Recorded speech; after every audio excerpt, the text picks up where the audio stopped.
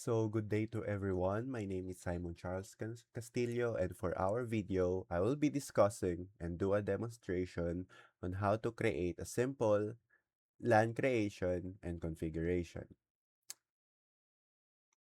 The devices that we need to use are 4 PCs. So, lagay muna tayo.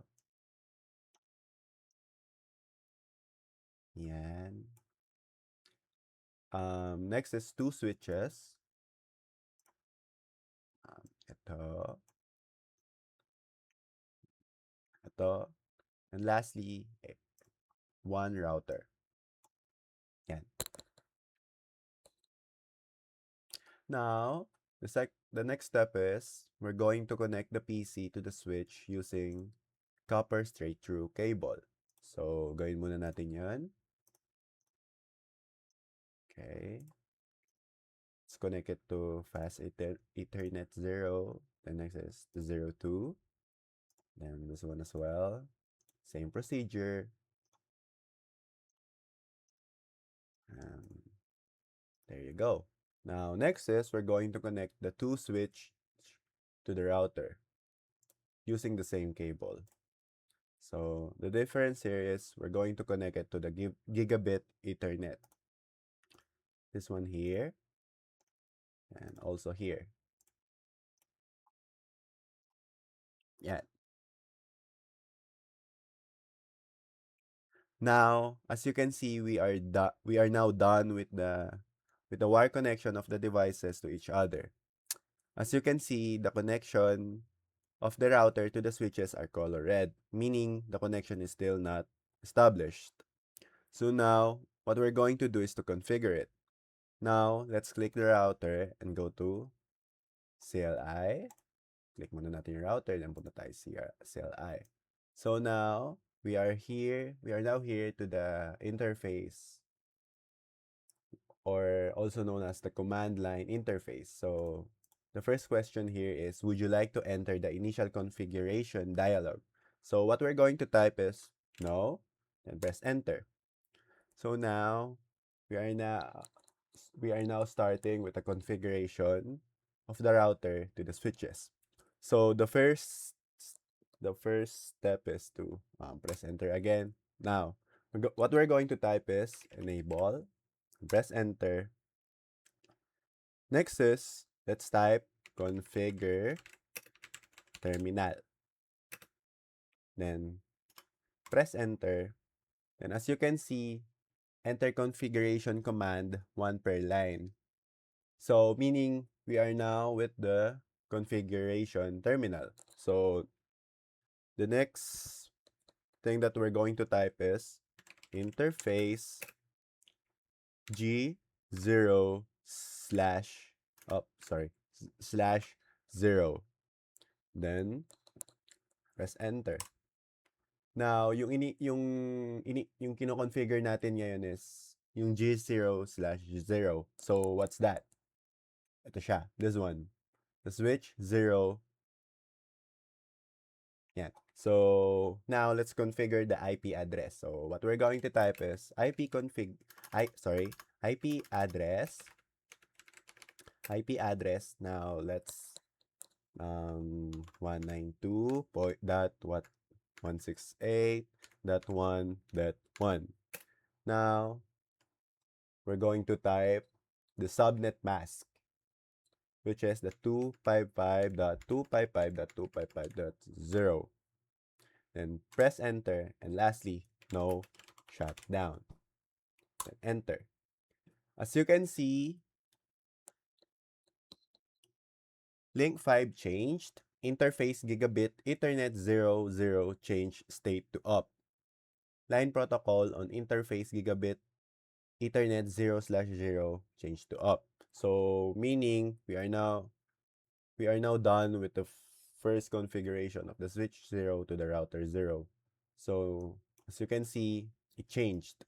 Nag-iba na yung kulay. 'Di ba kanina pula? For example, ito. Okay.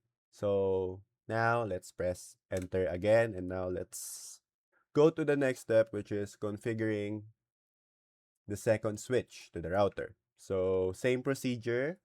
Let's type let's type exit. Then interface 0/1. Oh, sorry. Interface G0/1. Okay. Then IP address up. IP address to 192.168.2.2.1. Then 255.255.0. Okay. Next is press no shutdown.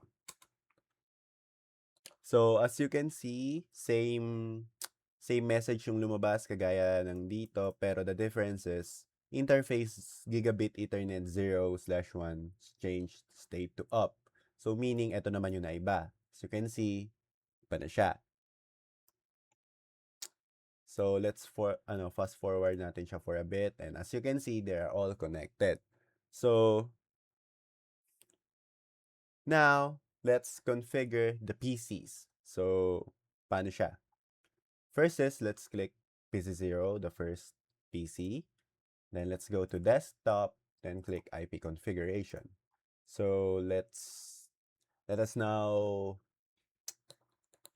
choose kung anong IP address yung lalagay natin dito. So I decided to choose 192.168.1.10. Okay, then the subnet mask will automatically appear. Then the default gateway is kung ano yung IP address na nilagay natin doon sa una. Dito, ano ba yung nilagay natin dito? 192.168.1.1, di ba? Okay. So let's close this. Okay, then let's go to the next PC, then save procedure, IP configuration, then lagay tayo ng IP address 192.168.168.1.